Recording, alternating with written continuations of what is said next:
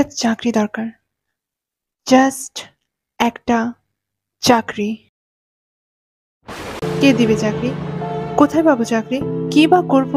এই ফ্রেশারকে কেউ তো চাকরি দেবে না। চাকরির জন্য অভিজ্ঞতা দরকার, আর অভিজ্ঞতার জন্য চাকরি। কিন্তু আমি তো ফ্রেশার, অভিজ্ঞতা হবে কিভাবে কেউ চাকরি না দিলে? তাহলে আমি কি চাকরি পাবো না? না পেলে খাবো কি? আমার ফিউচারের কি হবে? আত্মীয় স্বজনদেরই বা কি বলবো? কোন মুখে তাকাবো ওদের দিকে? কি করব আমি? চাকরি, চাকরি, চাকরি, চাকরি, চাকরি, চাকরি।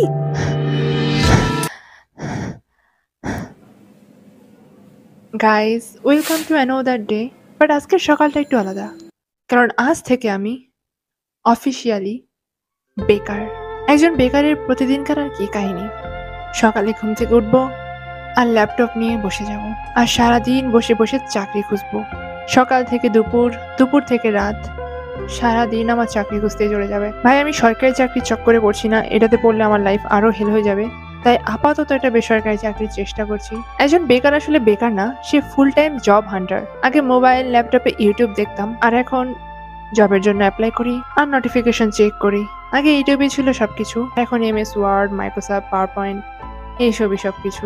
So now I am become a full time job hunter. আর এভরিডে মিউজিক শুনে শুনে দিন কাটানো আমি এখন জব খুঁজতে খুঁজতে দিন কাটাই। জানি না আদৌ আমার ভাগ্যে জব আছে কিনা, তবে কোশিশ করতে ক্ষতি কি? চেষ্টা না করলে সেটুকুও মিলবে না যেটুকু মিলার কথা ছিল। জন্য চেষ্টা চালিয়ে যাওয়াটাই মেন কথা। একজন বেকারের নো খাওয়া, নো দাওয়া, নো নাওয়া, জাস্ট সার্চিং জব এভরিডে।